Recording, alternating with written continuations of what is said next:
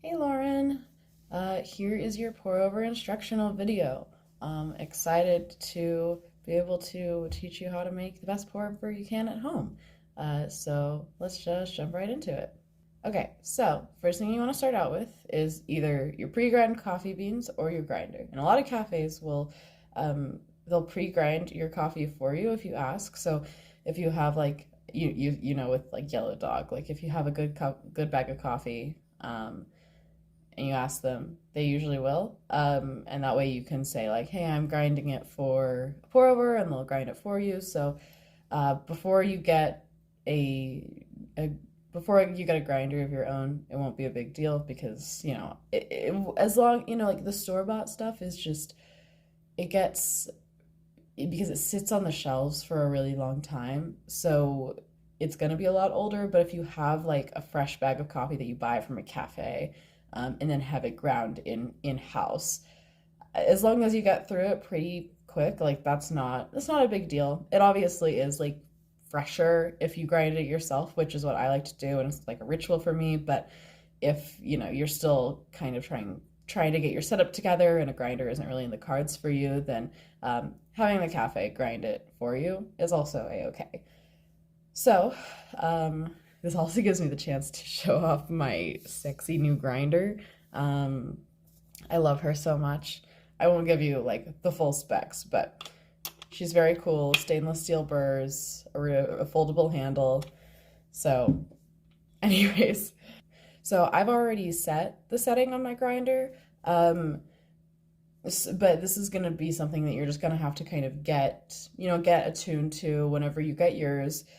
You're going to have to get attuned to like what tastes good with a pour over, what could use some work. You can kind of draw on your second wind knowledge from the past of like, does it taste really bitter? Does it taste really sour? Is the roaster like are the roaster notes on the bag, is it supposed to be like really fruity, and instead are you tasting something like really bitter and like not very sweet? So just kind of get used to like what the coffee tastes like, and you might have to change the grind setting, whenever you get a new bag of coffee, but that's okay. So a lot of the time you'll be able to look up online what the range is for your grinder. For my old grinder, which is, I imagine, probably something a little similar to what you're gonna get, it wasn't like stepped. So a stepped grinder is like this grinder, so I can so you see there's like all these numbers up top, and I can like adjust. So right now it's at 5. It's at one full rotation and then 5 numbers, so I can like click, click, click.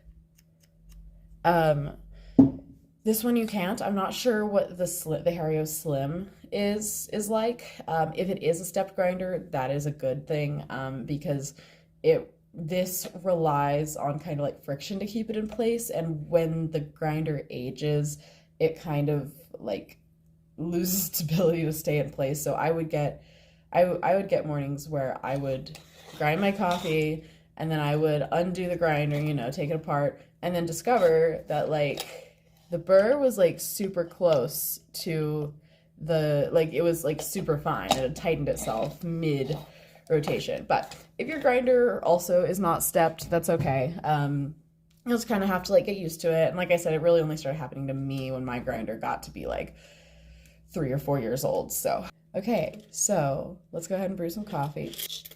So I usually do a 1-to-15 ratio, so 1 gram of coffee for every 15 grams of water. And so if you have just like a gram scale at home, or even a milliliter scale, not to be controversial, but grams and milliliters are pretty much the same thing.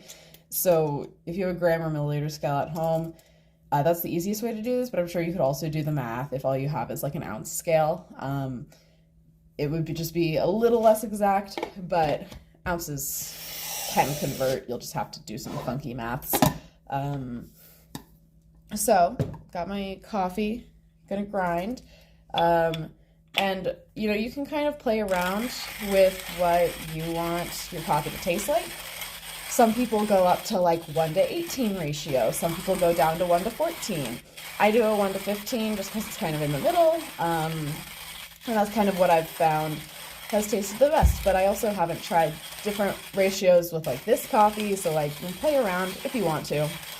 Sort of thing I would do, but if you're not quite as obsessed with the process as me, then you might be satisfied with a 1 to 15, 1 to 16 ratio. I hope you can hear this as I'm grinding away. So as you can see, I put 18 grams in this grinder. So that took me about like less than 20 seconds. So with a nice grinder, with an end game grinder, your Hario Slim might take you a bit longer, but like it's not that much longer. It's not like you're sitting there for like 4 or 5 minutes trying to get your coffee ground. But okay, I'm gonna go boil some water and I will be right back. Okay, but yeah, so once you've got your mug, your pour over cone, and yours will be kind of like up here, that's perfectly fine. But you're gonna want to grab a filter, and I'm not really using the best filter for my cone. I think my next conquest is going to be getting a different cone, because this is like, I mean, look at this. She's old, she's plastic. I put boiling water in my plastic coffee cone every day. So probably not like the greatest idea, but that's going to be the next upgrade. But anyway, so you're going to want to, the box or whatever on your pour over cone came in will probably have something like some filter recommendation. So I highly recommend getting the filter that it says to get. But as you can see, I get pretty good results with this big ass filter. It's still like a conical filter, but it's just like, it doesn't fit super great in here. Sometimes it like caves in because it's a little too big, but it's not a huge deal. I still get good coffee out of it. But once I upgrade to a better cone, I will probably get the filters that it recommends. So next thing you're gonna want to do is just kind of pre-wet your filter, preheat your cup. So what I do is I usually do a couple of circles of water up top and then kind of like, you know, go about it in the bottom just a little bit, just to make sure we're really getting our mug hot and our filter wet. And, you know, we kind of want to pre-wet our filter because it will kind of clean out all the dust and stuff that's been settling in there, because, you know, you've kept this in the cabinet, you know, for who knows how long.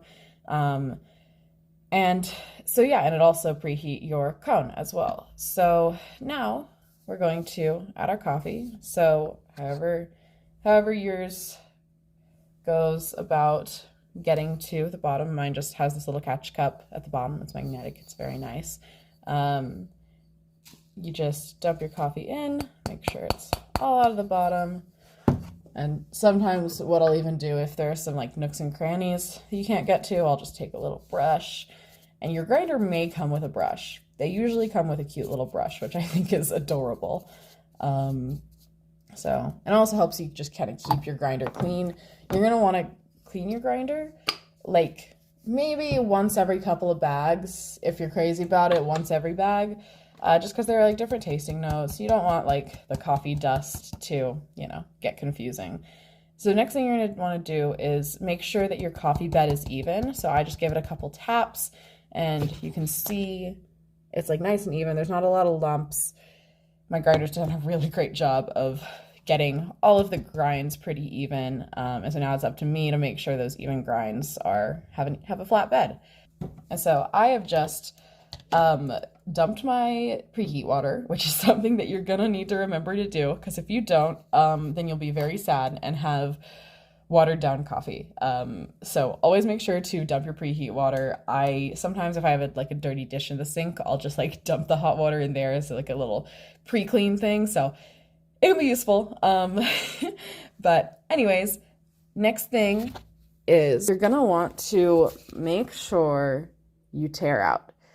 On your scale, it's very important, you know, you don't want to, like, I had an extra like 25 grams on there because, I added the coffee, I added the cone, and if you're not tared out, you're not going to get an accurate, you're not going to get your accurate, numbers that you set out to get.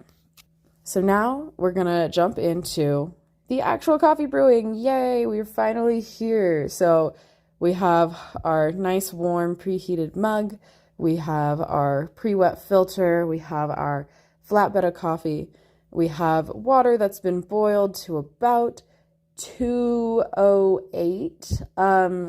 208 is good, or like if your kettle only has a setting for like 212 for boiling, then just like let it sit off the heat for like a minute or two. That'll just help you not extract so much bitter flavor in your coffee.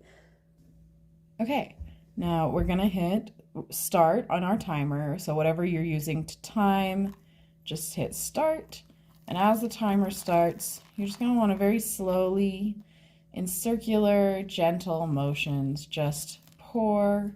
You're gonna get up to 50 first, and it's okay if you go over a little bit because we're gonna aim to reach 270.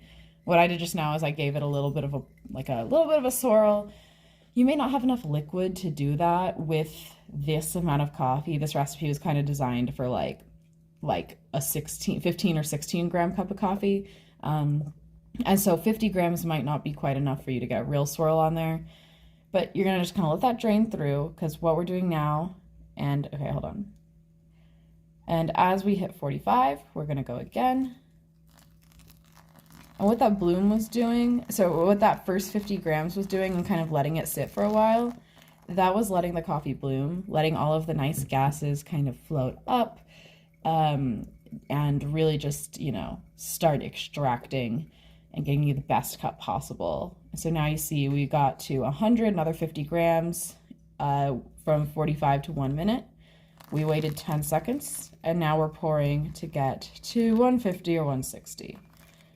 Hopefully before the 20-second mark. So now we're at 1:25, and we're letting that sit until we get to 30.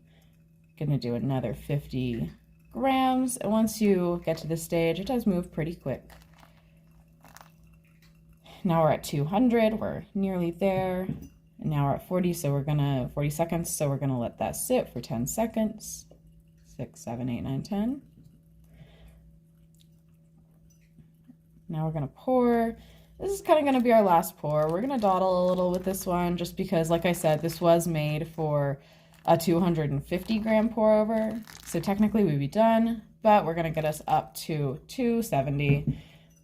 Give it one more little swirl at the end, just to kind of distribute things real nice. And you're just gonna let it drain through. Nice and simple, just like that. Okay, so now you kind of have the gist of like how to make a basic pour over. It might work a little bit different in your dripper because it's more of like a cone with a hole at the bottom, rather like mine is like a cone with a flat bottom with a hole in the flat bottom. So it might be a little different for you. Just like look some stuff up, see what works best. But I hope this was a great start to learning how to brew great coffee at home. If you have any questions, let me know. I'll also type up a little like how-to guide that you can read, just because I know this was just for me because I like making these little videos. But anyways, hope you enjoyed. I love you. Mwah. Have a great day. Bye.